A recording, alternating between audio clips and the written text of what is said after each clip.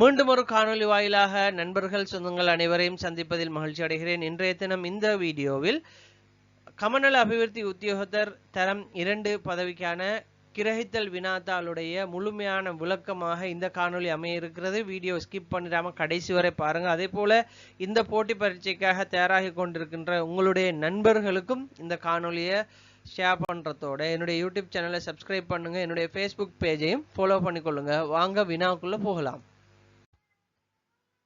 முதலாவது வினாபத்திரம் கிரகித்தல் வினாபத்திரம். இதுக்கான கால எல்லை 1.5 மணித்தியாலங்கள் எங்களுக்கு தருவாங்க. இந்த வினாபத்திரத்தில் வரக்கூடிய வினாக்களுடைய அமைப்பை பார்க்கலாம். முதலாவது நாங்கள் ஒரு பெரிய வாசகத்தை வாசித்து அதில் இருக்கக்கூடிய, அதாவது ஒரு பெரிய பந்தியை வாசித்து அதில் வரக்கூடிய பிரதான கருத்தை சுருக்கமாக ஒரு வாக்கியத்தில் நாங்கள் எழுத வேண்டி இருக்கும். ரைட். அப்போ இப்படியான சுருக்கம் எழுதுறதுக்கு நாங்கள் கவனத்தில் கொள்ள வேண்டிய மிக முக்கியமான விடயம் என்னவென்று சொன்னால், முதலாவது அதில் வரக்கூடிய உதாரணங்கள், அதுபோன்று விவரிப்புகள், இது எல்லாவற்றையும் தவிர்த்து மைய கருத்தை மட்டும் நாங்கள் என்ன செய்ய வேண்டும், இதில் எழுத வேண்டி இருக்கும். அப்போ தரப்பட்டிருக்கிற விடயம் என்னவென்றால், இலங்கையின் விவசாயத்துறையில் அறுவடைக்கு பின்னரான தொழில்நுட்பங்களை உரிய முறையில் பயன்படுத்தாமையினால் உற்பத்தியாகும் மரக்கறிகள் மற்றும் பழங்களில் சுமார் 30 தொடக்கம் 40 விதமான நுகர்வோரை சென்றடைவதற்கு முன்னரே வீண் விரயமாகி அழிகின்றன. முறையான களஞ்சியப்படுத்தல் மற்றும் குளிரூட்டப்பட்ட போக்குவரத்து வசதிகளை ஏற்படுத்துவதன் மூலம் இந்த இழப்பை தடுத்து விவசாயிகளின் வருமானத்தை உயர்த்த முடியும் என்கிறது தான் வாசகம். அப்ப இதுல தரப்பட்டிருக்கக்கூடிய விவரிப்பு என்ன? விவசாயத்துறையில அறுவடைக்கு பின்னர் தொழில்நுட்பங்கள் உரிய முறையில் பயன்படுத்தப்படாமையினால் என்கிறது விவரிக்கப்படுது. அப்ப சரியான தொழில்நுட்ப முறை இல்லை, அதனால பழம் மற்றும் மரக்கறி 30 தொடக்கம் 40 விதமானவை அழிஞ்சு போகுது, வீண் விரயமா போகுதுங்கிற விஷயத்தை சொல்லிட்டு, இதுக்கு முறையான களஞ்சியப்படுத்தல் மற்றும் குளிரூட்டப்பட்ட போக்குவரத்து வசதி என்பவற்றை ஏற்படுத்துவதன் மூலம் இந்த இழப்பை தடுக்கலாம்ங்கிறத அதுக்கான ரீசன், அதை எப்படி இல்லாம செய்யலாங்கிறத சொல்லப்படுது. இதெல்லாம் விவரிப்பு. அப்ப இதை நாங்கள் ஒத்த வார்த்தையில சொல்லணுமாக இருந்தால் இப்படி சுருக்கமாக எழுதலாம்.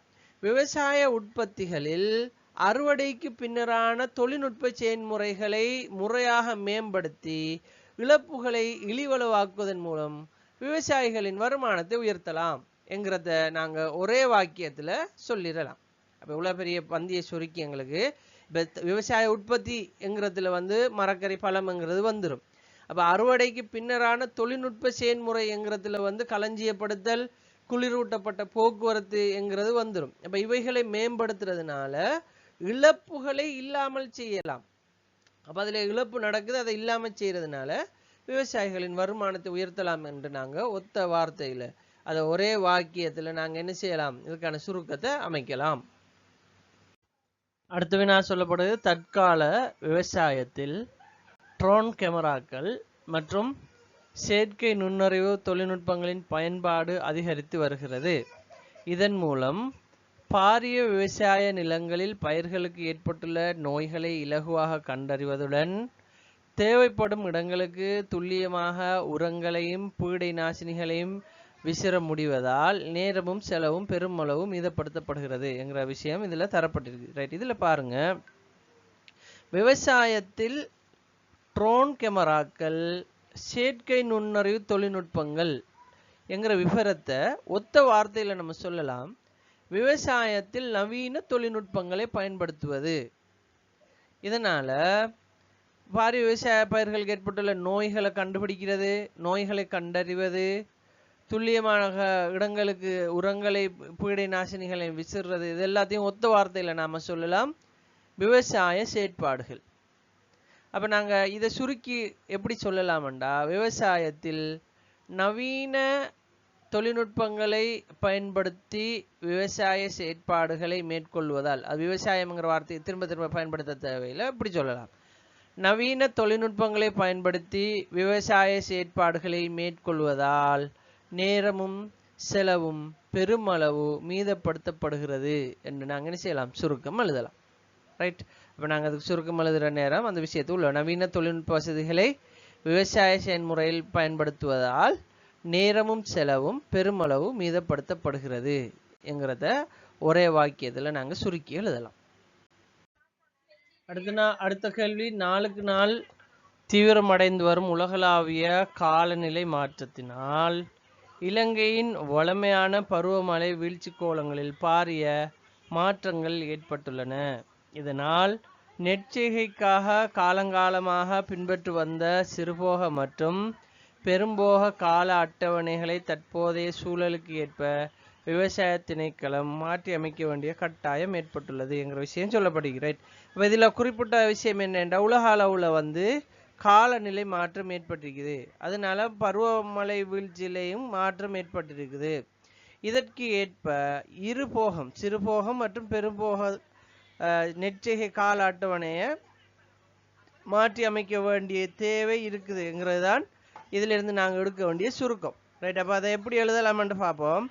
அது சுருக்கமாக கொடுக்குற நேரம், காலநிலை மாற்றத்தினால் மாற்றமடைந்துள்ள பருவமழை வீழ்ச்சி கோலங்களுக்கேற்ப இருபோக நெற்செய்கை கால அட்டவணைகளை விவசாய திணைக்களம் கட்டாயம் மாற்றி அமைக்க வேண்டும் என்கிற ஒரு வாக்கியத்தில் நாங்கள் கொடுக்கலாம். இதில் பார்த்தோமா இருந்தால், இதில் காலநிலை மாற்றத்தினால் மாற்றமடைந்துள்ள பருவமழை வீழ்ச்சி கோலம் என்கிறதுக்குள்ள மேலே வந்திருக்கிற 2 வரியில் வந்திருக்கிற விஷயம் வந்துட்டுது. அப்போ இருபோக நெற்செய்கை என்கிறதுல பெரும்போகம் சிறுபோகம் என்கிறது உள்ளடங்குது. கால அட்டவணைங்கிறதுக்கு நாங்கள் வேற சுருக்கம் கொடுக்க முடியாதுன்றதுனால அது அப்படியே போடுறோம். இப்போ கால அட்டவணை விவசாய திணைக்களம் மாற்றி அமைக்க வேண்டிய கட்டாயம் ஏற்பட்டுள்ளது என்றதை மாற்றி நாம விவசாய திணைக்களம் கட்டாயம் மாற்றி அமைக்க வேண்டும் என்கிறத நாங்கள் இங்கே ஒரு வாக்கியத்தில் கொடுக்கறதுக்கு நாங்கள் அதை சுருக்கி அமைச்சு கொள்ளலாம். அடுத்த வினாவை பார்ப்போம். கிராமிய பொருளாதாரத்தை வலுப்படுத்தும் நோக்கில் அரசாங்கம் பல நுண்ணிதி கடன் திட்டங்களை அறிமுகப்படுத்திய போதிலும் போதிய நிதி முகாமைத்துவ அறிவின்மையால் பல விவசாயிகள் வாங்கிய கடனை மீளச் செலுத்த முடியாமல் கடன் பொறிக்குள் சிக்குகின்றனர். எனவே கடன்களை வழங்குவதற்கு முன்னர் விவசாயிகளுக்கு முறையான நிதி முகாமைத்துவ பயிற்சிகள் வழங்குவது கட்டாயமாக்கப்பட வேண்டும். அப்போ இதில் விஷயம் என்னென்னா, விவசாயிகளுக்கு நிதி முகாமைத்துவ அறிவு இல்லாததுனால கடன் பொறிகளை சிக்கிக்கொள்கிறாங்க. எனவே முகாமைத்துவ பயிற்சி வழங்கணும். நிதி திட்டங்கள் வழங்குறதுக்கு முன்னர், கடன் திட்டம் வழங்குறதுக்கு முன்னருங்கிறது தான் இதில் அடிப்படை. அப்போ நாங்கள் மற்ற விஷயங்களை தவிர்த்து அதை பிரதான கருத்தாக வச்சு அமைக்கிற நேரம் இப்படி ஒரு வசனத்தை எழுதலாம். அரசாங்கம் நுண்ணிதி கடன்களை வழங்குவதற்கு முன்னர் முறையான நிதி முகாமைத்துவ பயிற்சிகளை விவசாயிகளுக்கு வழங்குவதால் அவர்கள் கடன் பொறிக்குள் சிக்குவதை தவிர்க்க முடியும் என்கிறத ஒரே வாக்கியத்தில் எழுதி கொள்ள முடியும் எங்களுக்கு. அடுத்த வினா நாங்கள் பார்க்கணும், சொற்களுக்கு விளக்கம் அளித்தல். இதில் பந்தி ஒன்று சந்திரிக்கிறாங்க. அந்த பந்தியில் தடித்தெழுத்தில் அல்லது இலக்கமிடப்பட்ட அல்லது கீழே கோடிடப்பட்ட சொற்களுக்கான விளக்கத்தை நாங்கள் ஒரே ஒத்த கருத்துள்ள சொல்லாக நாங்கள் தரணும். அதில் நாங்கள் குறிப்பாக கவனிக்க வேண்டிய விஷயம் என்னென்னா, நாங்கள் பயன்படுத்தக்கூடிய சொல் இந்த பந்தியில் எந்த அர்த்தத்தில் பயன்படுத்தப்படுதோ அதே அர்த்தத்தில் இருந்தால் அந்த சொல் சரியாக அமையும். இப்போ உதாரணமாக வகிபாகம் என்றா அவங்களோட பங்களிப்பு, அவங்களோட ஒத்துழைப்பு, இந்த மாதிரி சொல்லலாம். அப்போ அதை சொல்கிற நேரம் எங்களுக்கு அந்த பந்தியில் அந்த வார்த்தை அந்த பந்தியுடைய போக்குக்கு சரியாக இருக்குதா இருந்தால் நாங்கள் போட்ட விட சரியாக இருக்கும். இப்போ அதே மாதிரி ஒவ்வொரு வார்த்தையும் பார்ப்போம். நாங்கள் கமநல அபிவிருத்தி திணைக்களத்தின் வகிபாகம். அப்போ வகிபாகம்ங்கிறதுக்கு பதிலாக நாங்கள் என்ன வார்த்தை போடலாம்? பங்களிப்பு என்கிற வார்த்தையை போடலாம். கிராமிய விவசாயிகளின் வாழ்வில் மிகவும் இன்றியமையாதது. அப்போ இன்றியமையாதது என்றால் அது இல்லாமல் நடக்காது. இப்போ வாழ்வில் மிகவும் முக்கியமானது, அவசியமானது என்ற வார்த்தையை நம்ம போடலாம். விவசாயிகளுக்கு தேவையான நீர்ப்பாசன வசதிகளை மேம்படுத்த அரசினால் வழங்கப்படும் பசலை மானியங்கள். அப்போ இந்த மானியம் என்கிற வார்த்தையில் சலுகை என்று ஒரு வார்த்தையை போடலாம். அப்போ பசலைக்கான சலுகைகள், மானியம்ங்கிறத சலுகைகள், விளைக்கழிவுகள் என்ற மாதிரி போடலாம். நம்ம சலுகைங்கிறது இந்த இடத்துல மிக பொருத்தமாக இருக்கும். அப்போ தடையின்றி அடுத்த வார்த்தை சொல்லப்படுது. தடையின்றி என்றா இடையூறின்றி, தொய்வின்றி என்ற வார்த்தைகளையும் நாம் என்ன செய்யலாம்? அந்த 4வது இருக்கக்கூடிய தடையின்றி என்ற வார்த்தைக்கு போடலாம். அடுத்தது சந்தைப்படுத்தல் வலையமைப்பு.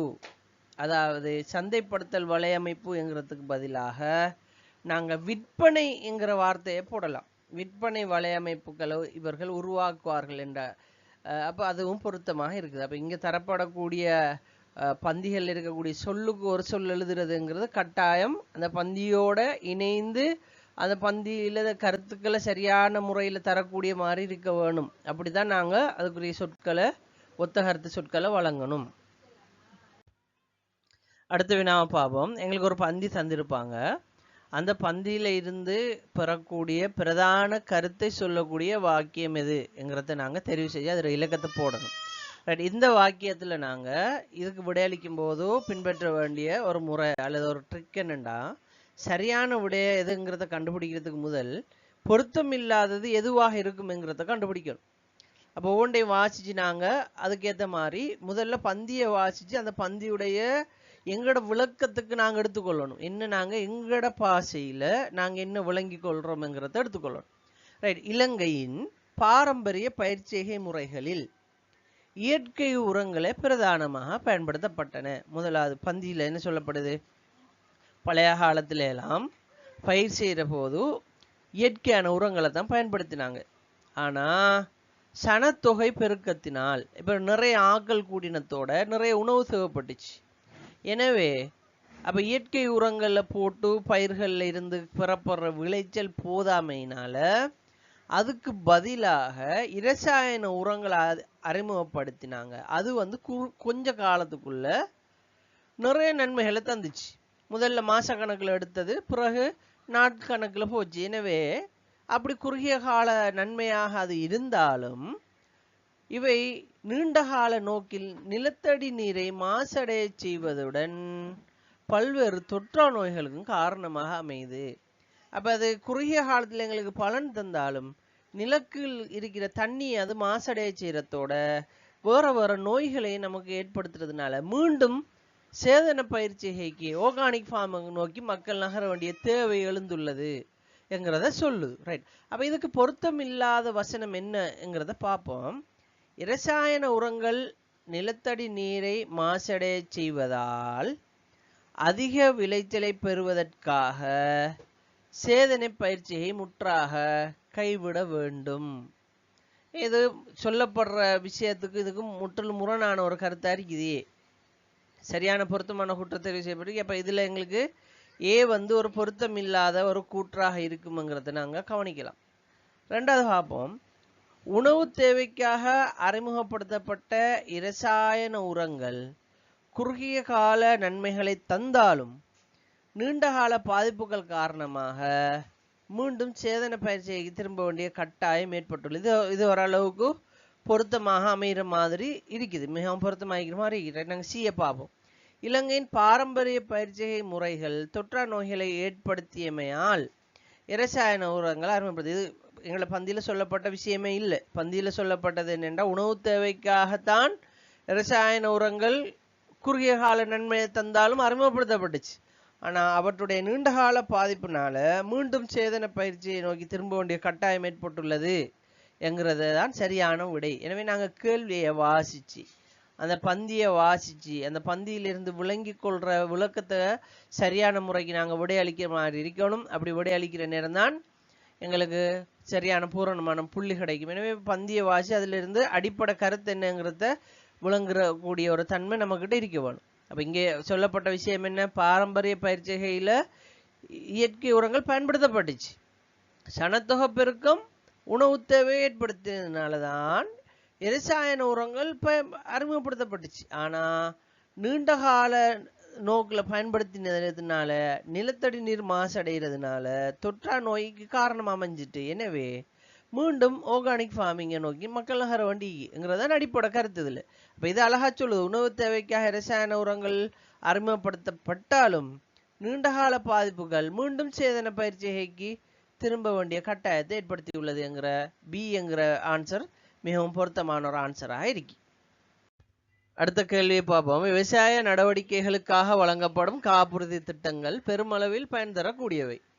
இப்போ வெள்ளம், வறட்சி அல்லது காட்டு யானைகளின் தாக்குதல் போன்றவற்றால் பயிர்கள் அழிவடையும் போதோ விவசாயிகள் அதனால தற்கொலை போன்ற அதீத முடிவுகள் எடுப்பதை தடுப்பதற்கு இந்த காப்புறுதி திட்டங்கள் கை கொடுக்குது. ஆனால் இது குறித்த விழிப்புணர்வு பல கிராமிய விவசாயிகளிடத்தில் இன்னும் சென்றடையவில்லை என்கிற விஷயம் சொல்லப்படி மேல ஒரு தகவல் சொல்றாங்க. அதாவது வெள்ளம் வறட்சி வந்தா அரசாங்கத்துல காப்புறுதி திட்டம் பயன் தரும் என்று சொல்றது அது மட்டும் இல்லை இந்த பந்தியுடைய கருப்பொருள். அது பத்தின விழிப்புணர்வு நிறைய பேர்கிட்ட இல்லைங்கிறதான் இந்த பந்தி சொல்ல வருது. ரைட். அப்ப நாங்க கீழே விடைய பார்ப்போம். பயிர் அழிவுகளால் விவசாயிகள் பாதிக்கப்படும் போது அவர்களுக்கு உதவும் காப்புறுதி திட்டங்கள் குறித்து பல விவசாயிகளிடையே போதிய விழிப்புணர்வு இல்லை. அப்ப இது பார்க்கறதுக்கு எங்களுக்கு சரியான ஒரு ஆன்சர் மாதிரி இருக்குது. சரிதானே? அடுத்ததையும் பார்ப்போம். கிராமிய விவசாயிகளுக்கு காப்புறுதி திட்டங்கள் பற்றிய விழிப்புணர்வு அதிகமாக உள்ளதால் இயற்கை அனர்த்தங்கள் பற்றி கவலைப்படுவதில்லை. இது விழிப்புணர்வு இருந்தா இயற்கை அனர்த்தத்துக்கு கவலைப்படாம இருக்கலுமா? இல்ல. அப்ப இது புல, இந்த கருத்து புல. மூன்றாவது பாருங்க, வெள்ளம் மற்றும் வறட்சி போன்ற இயற்கை பேரிடர்களை தடுப்பதற்காகவே அரசாங்கம் விவசாய காப்புறுதி திட்டம். அப்ப விவசாய காப்புறுதி திட்டத்தை அறிமுகப்படுத்துறதுனால இந்த பேரிடரை தடுத்துடலாமா?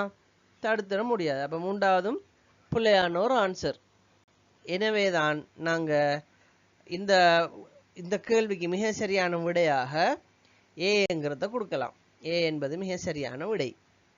அடுத்த வினாவை பார்க்கலாம். பொருளாதார நெருக்கடி நிலவும் காலங்களில் நாட்டின் உணவு பாதுகாப்பை உறுதி செய்வதற்கு வீட்டு தோட்ட செய்கை, அதாவது ஹோம் கார்டனுங்கிறது அதில் ஆங்கிலத்தினால் அடிபட்டிருக்குது, வர ஒரு மொழி மாற்றத்தினால் அப்படி வந்திருக்கு, மிகவும் உகந்தது.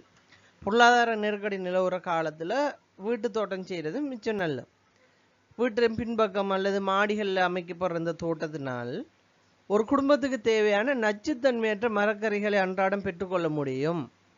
இது குடும்பத்தின் மாதாந்த உணவு செலவை குறைப்பதுடன் உளநலத்தை மேம்படுத்தும் ஒரு சிறந்த பொழுதுபோக்காகவும் அமைகிறது என்று சொல்லப்படுது.